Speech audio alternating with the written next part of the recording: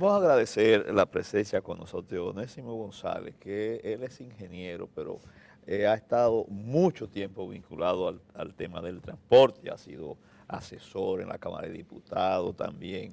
Director de Tránsito Terrestre, y de además Obras de Públicas. AMET Y de AMET. cuando era AMET. Y hoy vamos a hablar de ese problema y qué se puede hacer. Onésimo, gracias por compartir con nosotros. Gracias a ustedes. A veces yo he indicado que a los países les sucede como al ser humano, que llega un momento en que tiene que convivir con un mal crónico, que no hay solución. En el transporte estamos en presencia de un mal crónico o realmente se puede solucionar. Se puede solucionar. Yo ahora, con el último discurso del presidente, yo digo, siempre le aconsejo que cuando pongan al presidente a conversar sobre un tema, los funcionarios tienen que estar preparados para ejecutarlo. Se anunciaron las terminales interurbanas fuera de la ciudad, del casco central, para que el transporte interurbano llegue a ella, y tú tienes que integrarlo con un sistema rápido de transporte.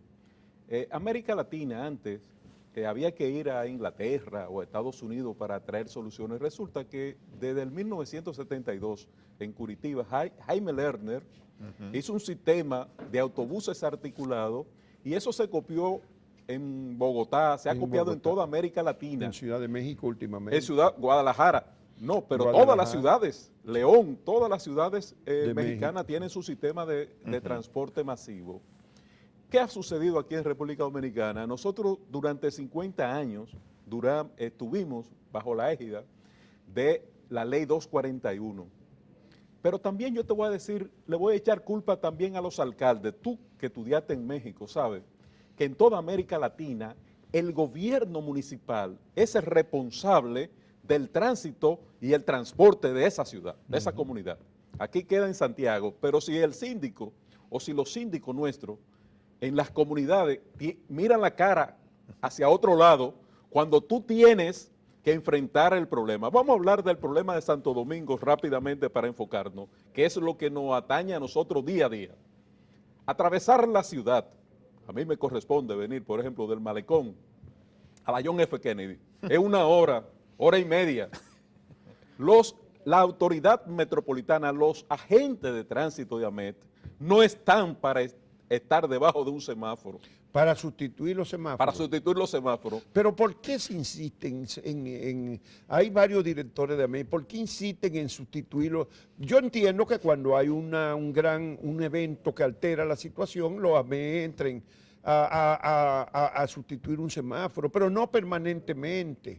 ¿Por qué se insiste en eso? Eso tú hablas de Ciudad de Porque México. hace un siglo que se inventaron los semáforos. En el 1868, ya en el 1910, y se inventaron para sustituir. Antes lo ponían con un agente que lo manipulaba cuando era manualmente, pero después ya están los famosos semáforos inteligentes, tú de un centro de control. En México yo lo conocí en el 79 estuve, y lo dirigía una especie de autoridad metropolitana del municipio, con todo computarizado, todo, y tú le puedes mandar la fase donde hay más tráfico en su hora, pero un agente de AMET metido en el medio no tiene un GPS para enterarse cuál es la línea que está cargada. Eso crea una irritación enorme a nosotros, los usuarios de la vía. Hay dos, y te voy a ser radical con el problema del transporte público. Nosotros dejamos crecer ese problema social, político, ambiental, económico. La ley ahora mismo manda, ya se han anunciado 9 corredores para eliminar, para sustituir los carros públicos. La solución en América Latina, fíjate, la población está siempre irritada. Onésimo, pero yo tengo 50 años en el periodismo y desde que yo empecé ya se hablaba de sustituir los conchos. No teníamos la herramienta legal. Pero el que se diga que lo van a sustituir no es nada, eso lo han dicho toda la vida. Es decir, ¿qué hay que hacer para sustituir? Acaban de anunciar hace un mes y medio que van a sacarlo de 8 o 9 avenidas. ¿Dónde están los instrumentos para hacer? ¿Qué hay que hacer? ¿Qué hay que hacer para poder sustituir a los 20 y pico mil conchos que hay en la ciudad de Santo Domingo? Con los 50 centavos que le dejó en la reforma de la ley 253-12, que son 2 pesos que se necesitaban para no estar, daba 365 millones, porque tú tienes que, son cirugías radicales. Eso es una ley del 12. Sí. ¿Y dónde están esos cuartos? Se gastaron. No. ¿Dónde están los cuartos de esa ley? ¿Dónde se fueron? Esa ley le permite ahora mismo al Intran constituir un fideicomiso y tener el dinero que se va a recaudar en esa ley y el problema del 25% de la multa. Lo que pasa es la ley manda, Sí. es muy expresa y muy radical. A los ayuntamientos se le da, en el proyecto original se le daba un 25% a los ayuntamientos, 25% al Intran, 25% a la autoridad metropolitana, la DGC, y el 25% iba a la Procuraduría. Pues un científico en la Cámara de Senadores le asignó el 75% a la Procuraduría. Ajá. Entonces, los ayuntamientos no tienen recursos. Partiendo de la ley 16603, que le manda el 10% de los ingresos para ese gobierno municipal. Entonces, tú me preguntas, ¿qué hacer ahora? Si no se va a hacer esa transformación radical, hay que tomar medidas radicales. ¿Cuáles serían? Te digo, por ejemplo, tú vas a Ciudad de Guatemala, la Avenida España. No, Guatemala hace muchos años tiene un transporte masivo de autobuses grandes. El Transmetro, después el Transurbano. Muchos años que yo estuve en Guatemala y era así. Y la ciudad luce muy organizada, muy estructurada. ¿Y qué tiene Guatemala? Álvaro Arzú fue presidente de Guatemala, es el alcalde de Guatemala y va a ser alcalde hasta cuando él quiera. 2 líneas, nosotros tenemos 2 líneas del metro, ellos tienen 2 líneas de un BRT, un sistema exclusivo. Entonces yo te digo... un carril exclusivo para autobuses. Yo te digo, y le salió muchísimo más barato, ¿verdad? Seguro.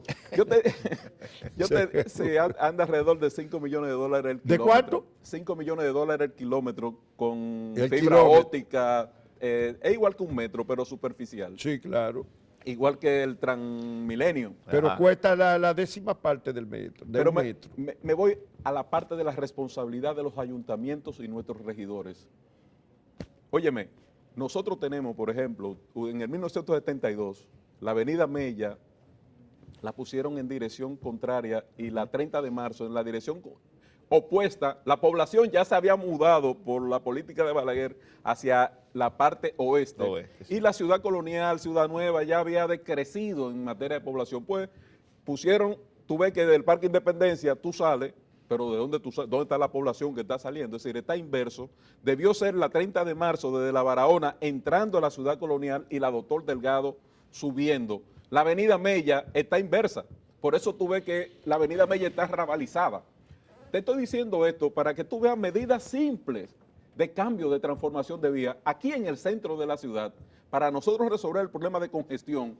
O masificamos el transporte público, sacamos los carros públicos de la Winston Churchill, o hacemos las medidas que hay que tomar. Poner la Winston Churchill en sentido sur-norte y bajar la Parvial. Y tú pones un parvial, y tú pones... Una sola dirección, o 8 carriles. Una Al sola... estilo Buenos Aires. Exacto. 8 carriles en una sola Bueno, dirección. tú conoces... Sí, O en la Ciudad de México y también en la ya Ciudad hay. de México. Entonces, Ya hay avenidas así. entonces, si tú no vas a transformar esos 19,000, eliminarlo, pero teniendo en cuenta la parte social, es decir, nosotros en la ley establecíamos, no en la ley, sino en el diseño de la ley, se establecía comprar la chatarra, eran tú le podías dar $8,000, que era lo que valía, creo que lo negociaron ahora en $4,000, y poder compensar al chofer, que ya tiene 65 años, tú no lo puedes mandar, porque él no es culpable de eso. Sí. El culpable han sido los gobiernos, Claro. que no han tenido la autoridad, y los ayuntamientos. No quiero excluir los ayuntamientos, porque los ayuntamientos es la autoridad que la ley 176-07, las resoluciones... Sí, pero o esa las- ley dice que hay que darle el 10% de los ingresos a los ayuntamientos y le estamos dando el 3%. las- Entonces los ayuntamientos no son los culpables, Sí, pero- no tienen recursos para eso. Pero las ordenanzas municipales tienen el poder de ley. Tú tienes el catastro municipal, tú tienes muchísimas fuentes para obtener recursos, pero no puedes darle la espalda a la ciudad en materia de ordenamiento del tránsito. Nosotros tenemos casos como los Alcarrizos, tengo que mencionarlo siempre. más de 50 años tú entrando y saliendo por una sola calle, Sí, sí, con no, una población de más de 300,000. ¿Qué le cuesta al ciudadano, al dominicano, a nosotros, lo de a pie y lo que no somos de a pie? Nos cuesta 2, 3, 5 horas de nuestra vida útil, de ese compartir con nuestra familia, que tenemos que invertirlo en el tránsito. Bueno, yo ¿Qué lo te he visto. provoca? Irritación. Yo lo ¿Qué he te visto provoca? en la práctica porque en mi casa trabaja una joven que es de los Alcarrizos y yo a veces no le creía cuando ella me decía que se podía coger 2 horas y media para llegar a Naco desde los Alcarrizos. Pero esa es la realidad. Yo a veces no le he creído, Pero pero otra incluso- gente me han dicho que sí, que es así. Onésimo. 2 horas, 2 horas y media. Mira, Oye, los Alcarrizos tienen ese problema. Y caro, porque Claro, además no sí. es con, tiene con que- 25 cheles. No, que no, llega. no. Y ella, seguro que cuando tú la contrataste, te dijo, yo trabajo en tu casa, pero el transporte aparte. Hay que Exactamente. pagárselo aparte, ¿No, claro. Juan? Sí, el transporte claro. aparte. Onésimo, ¿y qué tú me dices de que en un barrio tan exclusivo como todo lo que tiene con Arroyo Hondo, lo de acceso es terrible? Ah, calle Camino Chiquito. Pero oye, ¿qué te voy a decir? Para que ustedes entiendan cuál es el kit del asunto. Nosotros tenemos 2.000, 2.500, 3.000 kilómetros, porque ya la ciudad de Santo Domingo llega hasta Boca Chica o hasta San Pedro, y es decir, la conurbación, como le llaman. Fíjate qué sucede. Cuando tú tienes un sistema de transporte público tan malo como el que tenemos nosotros, la gente trata de resolver sus problemas como Claro, sea. obligatoriamente. Es decir, uno compra un carro, un concho, otro compra un carrito viejo. Tus empleados aquí tienen que tener su vehículo porque si no pierden el trabajo. Entonces, Y si en no, todas hay partes, que comprar un motor. un motor, Y hay 2.600.000 no, motores. y 4.000 muertes en el por año. país y 4.000. Y sí. Y eso es criminal. Entonces, tú tienes que tomar las medidas que cuestan dinero, y hacer un sistema integrado de autobuses, que tú con una tarjeta inteligente tú puedas movilizarte. Bueno, el problema, hacia Onésimo, es que cualquier todo sitio. eso es lo que hemos oído decir durante 50 años y no. Tenemos- Tú dijiste el discurso del presidente, pero el año pasado, en el mismo escenario, el presidente dijo que venía ese año una revolución del transporte, así usó esa expresión. Y pasó un año y de la revolución no hemos visto la R. Otra vez dice que va a haber, y dice la directora del Intran que van a... ¿Cómo hacemos? Sí. ¿Qué hay que hacer para que podamos sacar los 22.000 carros de concho mal contados que tenemos en la ciudad? Creo que van trabajando en esa dirección de constituir su fideicomiso. Esta ley particularmente divide la línea muy específicamente. Es decir, en ninguna parte del mundo, el caso ONSA, las empresas estatales nunca han funcionado. Es la experiencia en toda América Latina. Pero ¿qué Eso vamos es un a hacer fracaso. entonces? Entonces, ¿qué vas a hacer? Tú tienes que primero limpiar los corredores de los carros públicos. Tú absorbes ese pasivo a través de, como te decía, a través de un fideicomiso. Tienen esa estructura, están conversando con los choferes, porque tú, es una... Sí, pero ¿cómo lo va a sustituir? ¿Cuántos autobuses necesita para sustituirlos? Nosotros necesitamos, lo que pasa es que esto no es un... ¿Y quién lo va a pagar? Tienen que comprarlo los transportistas. Los transportistas, Sí. los autobuses. Sí. Porque no, Grandes capitalistas que van a invertir en el tránsito. Sí. ¿Por qué no invierten en la capital? Los capitales no han invertido Porque en la capital. te voy a explicar. Ellos invierten porque el transporte interurbano sí es privado en el país. eh, El interurbano es privado. Juan Bolívar. ¿Y por qué en la capital no? Y en Santiago. Porque la infraestructura Exacto. tiene que hacerla el gobierno.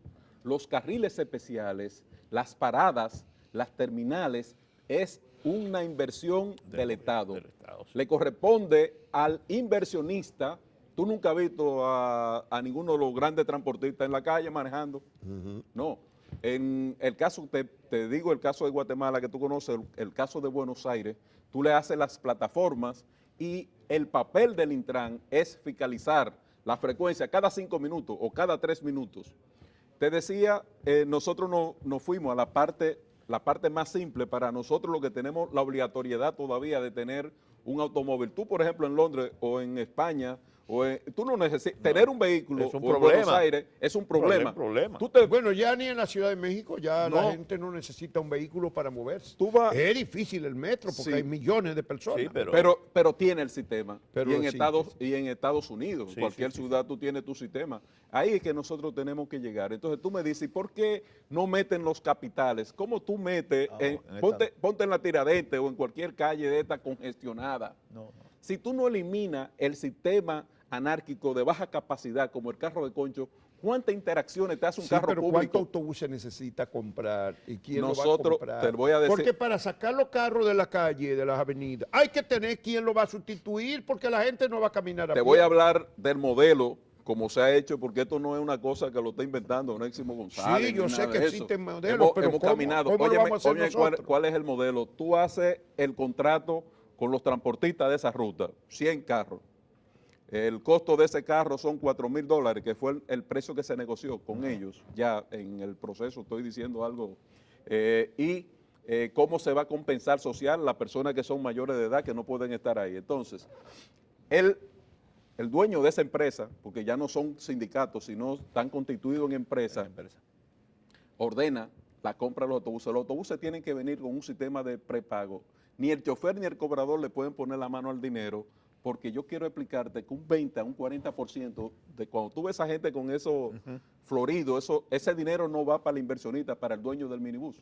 Ese dinero se queda en manos del cobrador y del chofer. Entonces tú no puedes invertir donde tú vas a perder. Eso se maneja con una tarjeta inteligente, ese dinero es administrado, esos fondos, esos 60 millones que produce ese sistema anárquico diario, se administra en un banco. El banco es que gestiona. Cada vez que tú te montas en un autobús en la Winston Churchill o en la Abraham Lincoln, hay una transmisión electrónica en la tarjeta que dice que a las 9 el autobús ficha 25. Eso está totalmente diseñado. Ese es un proceso que aquí, la transformación de ese sistema, si hay voluntad y fuerza, debe durar 3 años, pero yo estimo que con 5 años nosotros podríamos limpiar los corredores y tener un sistema integrado de transporte, que tú vienes de San Pedro de Macorís, tú te quedas en la terminal del este allá y tú te montas en un sistema rápido que te transporta. Lo que anunció Danilo el año pasado, que iba ya con un ticket tú ibas a coger y te iba a subir del autobús al metro, del metro al otro. Pero se está trabajando. Hay reformas que son estructurales, drásticas, que suponen mucho dinero y mucha voluntad política. Sí, sí. Hay otra, y esto es una frase de Hamlet, de que también se pueden solucionar muchos problemas que dan credibilidad y confianza, que él llamaba acupuntura urbana. Esa es una frase de Jaime Lerner. Exacto. Él fue 3 veces alcalde de Curitiba y 2 veces gobernador del estado de Paraná, que es como 20 veces la República Dominicana. ¿Cuáles a tu juicio pueden ser algunas de esas medidas de acupuntura que den un respiro y que sobre todo le dé confianza de que, mira, el Intran va por buen camino? Mira, la medida, pero no es el Intran, es que yo lo que llamo es a nuestro alcalde, que es una buena persona, es una persona con muy buenas ideas. Es que mire, y a nuestros regidores que lo pagamos nosotros. La oficina de planificación urbana se crearon para ciudades mayores de 50,000 habitantes hace tiempo y tienen la autoridad. Y no lo hacen. Para, óyeme, las principales medidas, por ejemplo, la Barahona, éntrate al centro de la ciudad. ¿Cómo tú sales? Tú llegas muy rápido ahí en el Parque Enriquillo o en la Duarte, que es donde va a comprar la clase media. ¿Y cómo tú sales? La Barahona tiene que ser de una vía saliendo, es decir, hay que cambiar ese patrón de circulación para tú darle agilidad. Tú tienes que ir transformando, coger la ciudad, la red vial de la ciudad de Santo Domingo. Te digo por una experiencia que tuve en la autoridad metropolitana, el famoso polígono central. Fueron como 20 o 15 calles, yo no recuerdo cuál calle, pero la Mejía Ricard era de doble vía. Sí. Imagínate si no se hubiesen tomado la medida, igualmente que San Juan Bosco. Es decir, son medidas que son de bajo costo y alto impacto. Eso. Pero tiene que tener la alianza, el gobierno de la ciudad, quien legisla para hacer esos cambios de acupuntura, es el ayuntamiento. Tú no puedes tener ese malecón. El malecón es óyeme, es un arrabal. ¿Por qué es un arrabal? Porque nadie arriesga su vida para cruzar el malecón. Ese sitio donde uno iba a comprar helado y a pasarse los domingos, señores, esos camiones hay que sacarlos del malecón. El malecón tiene que tener... Y no lo han decidido como 10 veces, sacar los camiones. La última vez hace como 2 años nada más. Eso es un problema, Juan Bolívar. Ese malecón tiene que tener velocidad 20 kilómetros por hora, reducido. Que la familia, tú tengas un sitio, porque tú dices el domingo, cuando tú estás allá en Arroyo Hondo, tú dices, ¿para dónde voy?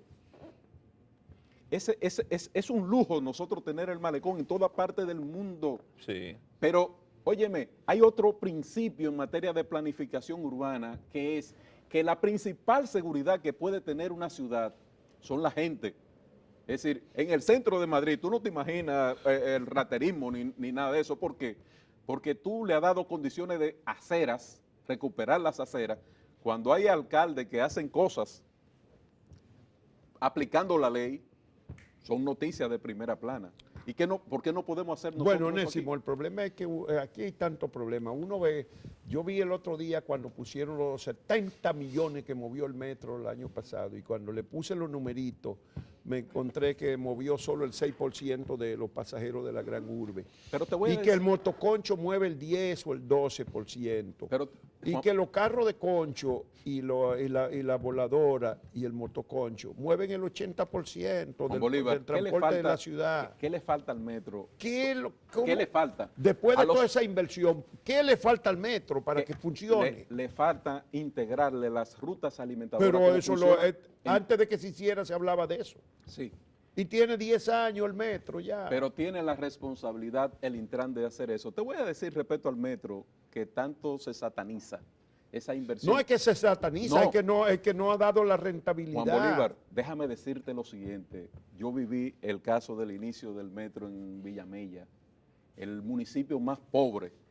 Para ellos está bien, para ellos está muy bien. No, el impacto de la revalorización de la tierra y la Máximo Gómez estaban todos los negocios quebrados. Sí, pero el 6% de los pasajes, pero, el motoconcho el 12%.